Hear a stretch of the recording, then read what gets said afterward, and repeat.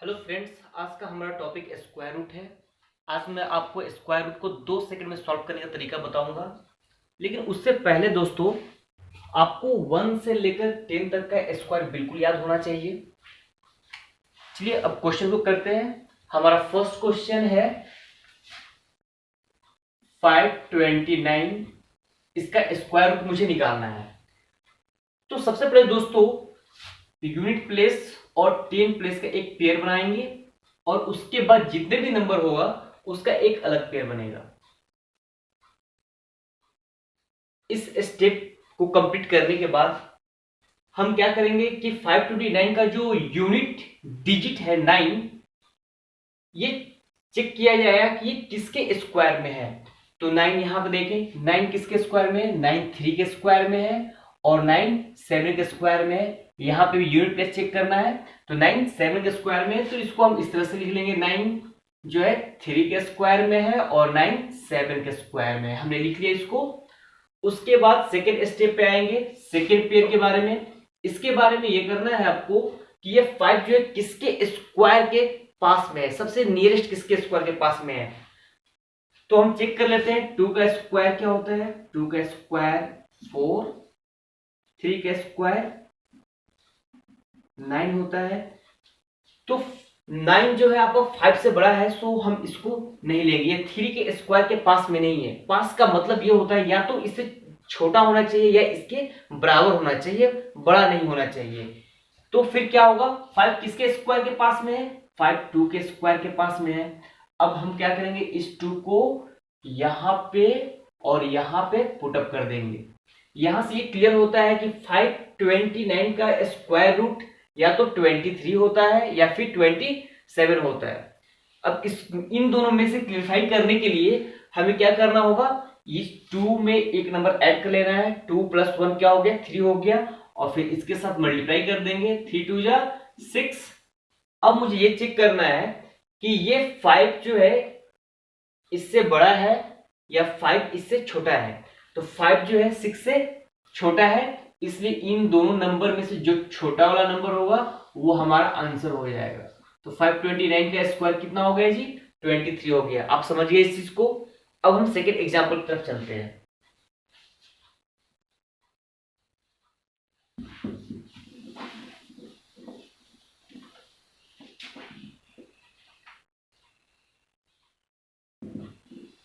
Second example है 2401। इसका मुझे स्क्वायर रूट निकालना है। तो सेम प्रोसेस है, पहले यूनिट प्लेस 10 प्लेस का एक पेयर बना लेंगे। उसके बाद जितने भी नंबर है उसका एक अलग पेयर बनाएंगे।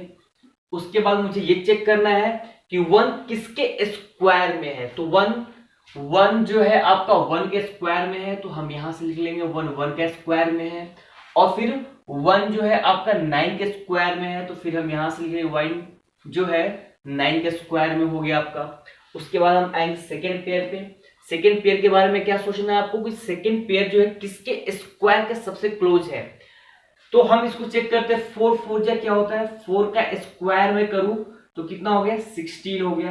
5 के स्क्वायर करता हूं मैं तो 25 हो गया। अब देखिए यहां पे ये तो नहीं होगा, क्योंकि मैंने फर्स्ट एग्जांपल में बताया था कि इससे अगर जो भी बड़ा होगा तो वो उससे क्लोज हो ही नहीं सकता।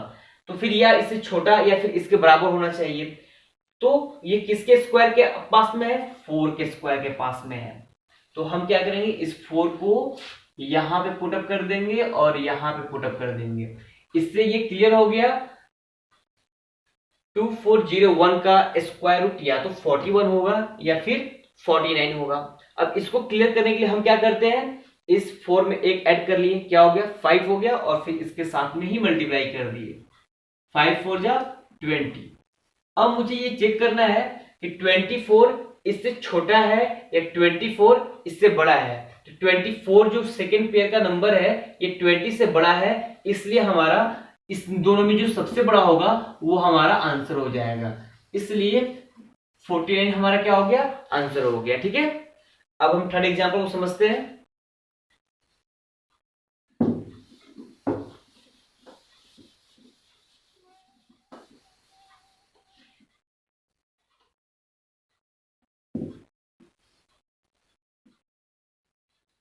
12, 9, 6। हमने बड़ा और छोटा का कॉम्बिनेशन तो सीख लिया, इसमें भी कुछ है, इसको हम देखते हैं। इसके साथ ही फर्स्ट वही काम करना है, स्क्वायर रूट निकालना है 2 का पेयर, फिर जो बच गया उसका पेयर बना लिया। फिर मुझे क्या करना है, ये चेक करना है 6 जो है किसके स्क्वायर में आता है। तो 6 जो है आपका 4 के स्क्वायर में आता है, तो हमने यहाँ पे 4 लिख लिया। और 6 जो है 6 के स्क्वायर में भी आता है, तो हमने इस 6 को भी यहाँ पे लिख लिया। अब हम क्या करेंगे, यहां से नेक्स्ट स्टेप में आएंगे। नेक्स्ट स्टेप क्या है, सेकेंड पेयर को चेक करेंगे ये किसके स्क्वायर के क्लोज है। तो ये आपका किसके स्क्वायर क्लोज है, 3 के स्क्वायर करते हैं हम, तो 3 का स्क्वायर कितना होता है, 3 3 जा 9। 4 के स्क्वायर करते हैं तो 4 का स्क्वायर कितना हो गया 16। तो ये आपका किससे क्लोज है, 3 के स्क्वायर के क्लोज है। क्यों, क्योंकि 16 जो है 12 से बड़ा हो जा रहा है, तो उस नंबर को मुझे लेना ही नहीं है। अब क्या करना है, इस 3 को यहां पे हमने पुटअप कर दिया और फिर यहां पे पुटअप कर दिया। अब 1296 का स्क्वायर रूट या तो 34 होगा या फिर 36 होगा। इसे चेक करने के लिए हम क्या करते हैं, इस नंबर में एक नंबर ऐड करके और फिर मल्टीप्लाई कर देते हैं। 3 + 1 4 और 4 से मल्टीप्लाई कर दिया, क्या हो गया 12। अब यहां पे सबसे बड़ी बात है, ये 12 जो है ना इससे छोटा है और ये 12 ना इससे बड़ा है। क्या है, दोनों बराबर है। तो अगर दोनों बराबर है, बराबर की केस में भी हम क्या करेंगे, बड़ा वाला जो नंबर होगा वही इसका आंसर होगा। ये बिल्कुल माइंड में रख लीजिएगा, ये बिल्कुल नया है आपके लिए। या तो बराबर हो या फिर ये नंबर इससे बड़ा हो, दोनों केस में बड़ा वाला ही आंसर होता है। ठीक है, अब हम नेक्स्ट एग्जांपल देखते हैं। 5 डिजिट का स्क्वायर रूट निकालेंगे।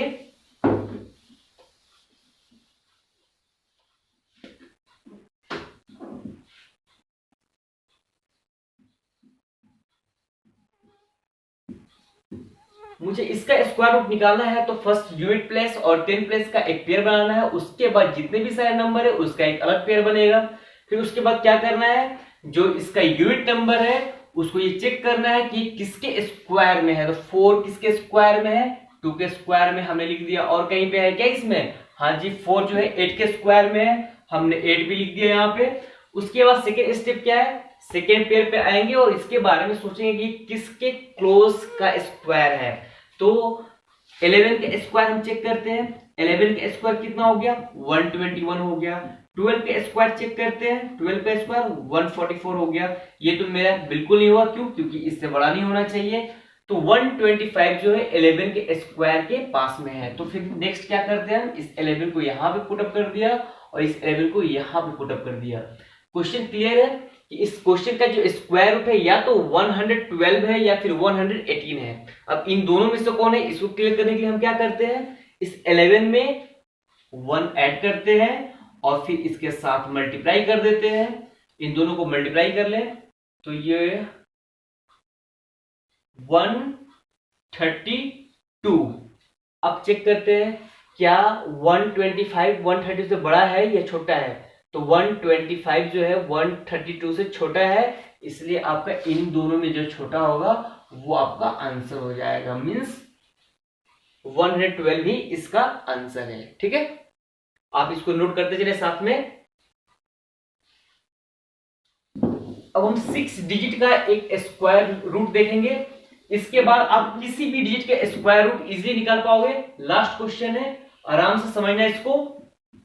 उसके बाद फिर 7 डिजिट का हो या फिर 8 डिजिट का हो, किसी भी डिजिट का आप स्क्वायर रूट इजीली निकाल पाओगे। क्या करना है जी, यहां से पेयर कर लिया, फिर उसके बाद जितने नंबर उसका एक पेयर करेंगे। उसके बाद क्या करना है मुझे, 1 किसके स्क्वायर के लास्ट में है, तो 1 के स्क्वायर के लास्ट में होता है और फिर 9 के स्क्वायर के लास्ट में होता है। हमने नोट डाउन कर लिया यहां से। फिर ये चेक करना है 1032 किसके नियरेस्ट है। 1032 किसके नियरेस्ट है चेक करते हैं। 32 का स्क्वायर क्या होता है, 32 का स्क्वायर आपका होता है 1024 और 33 का स्क्वायर कितना होता है, 33 का स्क्वायर 1089 होता है जी। तो हमें पता है बड़ा वाला नंबर जो इससे बड़ा है वो तो बिल्कुल नहीं होना है। तो फिर 34 है, मतलब हम कह सकते हैं कि किसके नियरेस्ट स्क्वायर है, 32 का नियरेस्ट स्क्वायर है। तो हम इस 32 को यहां पे पुटअप कर देंगे और फिर इस 32 को यहां पे पुटअप कर देंगे। मींस इस क्वेश्चन का आंसर जो है या तो 321 होगा या फिर 329 होगा। ठीक है, उसके लिए क्या चेक करते हैं, इसमें एक नंबर ऐड करके और उसके साथ मल्टीप्लाई कर देंगे। इसको मल्टीप्लाई करेंगे तो ये आएगा 10, 5, 6। अब क्या चेक करना मुझे, ये सेकेंड पेयर जो है इससे बड़ा है या छोटा है, तो 10, 30 जो है इससे छोटा है, 10, 30 इससे छोटा है, तो हमारा छोटा वाला क्या हो जाएगा, आंसर हो जाएगा। सो दोस्तों हमने स्क्वायर रूट का सारा कॉन्सेप्ट देख लिया। अब आपको किसी भी क्वेश्चन, स्क्वायर रूट के किसी भी क्वेश्चन में बिल्कुल प्रॉब्लम्स नहीं आएगी। अगर आपको वीडियो पसंद आया हो तो प्लीज इसको लाइक करें, सब्सक्राइब करें और अपने दोस्तों के साथ शेयर करें। मैं आपको आप लोगों के साथ नेक्स्ट वीडियो मिलूंगा, वो हमारा नेक्स्ट टॉपिक होगा HCF. So best of luck. Okay.